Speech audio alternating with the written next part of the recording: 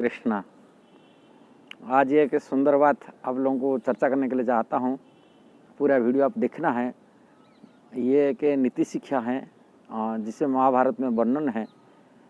ये टॉपिक नाम आप पढ़ लीजिए, देखते उसी इसकी दुनिया के जो स्वार्थी व्यक्ति होते हैं दुनिया में, वही व्यक्ति चापलूसी करते हैं।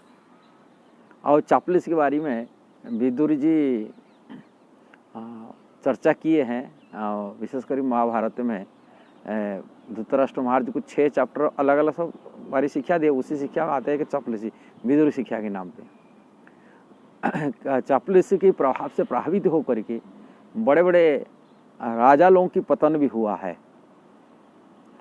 और चापलूसी के कारण से बड़े बड़े विद्वान व्यक्ति मध्य भी प्रभावित हुए हैं। और इसलिए ये चापलूसी इतना खतरा है, इसको सावधान बरतना चाहिए अपने जीवन में। कभी कभी चापलूसी की वजह से हम लोग को अपनी विवेक, अपनी बुद्धि खो बैठते हैं, क्योंकि हम जानते नहीं वो व्यक्ति का क्या स्वार्थ है और किसके लिए स्वार्थ करता है। अब बड़े बड़े नेता, मंत्री, राजा ये प्रभावित होते चापलूसी के कारण से। लोग अपनी चापलूसी की बातों में सुख की अनुभूति करते हैं, जो सुख उनके लिए खतरा बन जाता है, समाज के लिए, देश के लिए खतरा बनता है। चाणक्य नीति शिक्षा में ये विदुर जी जो बताए के रखे हैं, उसमें उन्होंने बताए गए विशेषकर वैद्य माने डॉक्टर यदि चापलूसी करता है अपनी पेशेंट के साथ में, इसका मतलब वो पेशेंट के लिए शत्रु है, वो तो शत्रु है। यदि गुरु ये चापलूसी करता है अपने शिष्य को धन के लाभ में, प्रतिष्ठा आशा से शिष्य से चापलूसी कर रहे गुरु बन करके, तो गुरु और शिष्य के लिए खतरा है। ऐसा ही राजा जब मंत्री चापलूसी करता है, राजा से चापलूसी करता है, मंत्री राजा के लिए वो खतरा मंत्री है। इसलिए मंत्री को कभी चापलूसी नहीं करना चाहिए। यदि करता है, कोई चापलूसी करता है अपनी, आजकल तो तथाकथित चापलूसी ही उनको मंत्री पद भी मिल जाता है, किंतु वो देश के लिए, राजा के लिए ही खतरा बनता है। इसलिए चापलूसी से बचना चाहिए। और दूसरी चीज चापलूसी बारे में यदि हम देखा जाता है, व्यक्ति की कैसा पतन हो जाता है। जो चापलूसी कर उसका तो हानि, और जिसको कर रहे हैं उसका भी हानि बन जाता है। इसलिए सावधान रहना चाहिए। जो चापलूसी करने वाला है वो स्वार्थी क्या होता है, कितने दिन तक हद तक चला जाता है, हम जान नहीं सकते, समझ नहीं सकते। इसलिए कोई सन्यासी यदि साधु सन्यासी चापलूसी करता है, निश्चित वो सन्यासी नहीं है, वो स्वार्थी है। ये सावधान रहना चाहिए। इसलिए सन्यासी लिया है, विरक्त हुआ है, विरक्त हो कर के मध्य भी बड़ा अधिकारी को, नेता को, मंत्री को, राजा को ये सन्यासी हो के चापलूसी कर रहा है, वो विरक्त होकर, विरक्त महात्मा होकर चापलूसी कर रहा है, वो निश्चित एक स्वार्थी व्यक्ति है। वो साधु सन्यासी एक ढंगी नाम से होता है। इसलिए विरक्त व्यक्ति कैसे चापलूसी कर सकता है?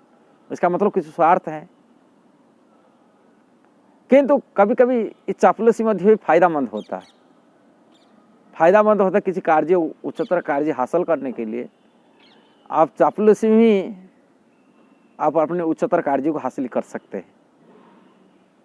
ये देखा जाता है। कभी कभी बड़े बड़े अधिकारी को मिलने के लिए हम जब जाते हैं, हम देखे हैं जब हम संकीर्तन जाते थे, कुछ बुक डिस्ट्रीब्यूशन के लिए, भगवत गीता वितरण करने के लिए जाते, बड़े अधिकारी को मिलने के लिए, उनकी जो चौकीदार को है, हम जानते ही ये होमगार्ड की है कि एक चौकीदारी है, और नहीं तो ये एक कांस्टेबल अधिकारी है। हम सीधा बोलते दरगाह साहब बोलते थे, उसको बड़ी नाम करी बोलते थे, तभी वो खुश हो जाता है, वो छोड़ देता है बड़े अधिकारी को मिलने के लिए। कभी अधिकारी को मिलकर के उनको भगवत गीता देते हैं, पढ़ने के लिए सलाह देते हैं, उनके पास जाते हैं। ऐसा ही कोई अनजान व्यक्ति माने उनसे चापलूसी करने से मध्य भी कार्य हासिल हो जाता है। किंतु चापलूसी के नाम पर यदि अपनी स्वार्थ हासिल हो रहा है, इसका मतलब जिनको चापलूसी करे उनका हानि पहुंच रहा है। इसलिए चापलूसी व्यक्तियों से सतर्क रहना चाहिए। कोई जो बड़े बड़े पद में रह रहे हैं, किसी अधिकारी में रह रहे हैं, उच्च स्तर अधिकारी पद पर रह रहे, राजा हो कि गुरु भी हो, सन्यासी हो, चापलूसी बातों की ये बातों में नहीं आना चाहिए। कभी चापलूसी करने वाले शिष्य भी होते हैं, भी गुरु के लिए खतरा बन जाता है। चापलूसी करके वो अपनी कार्य हासिल करता है।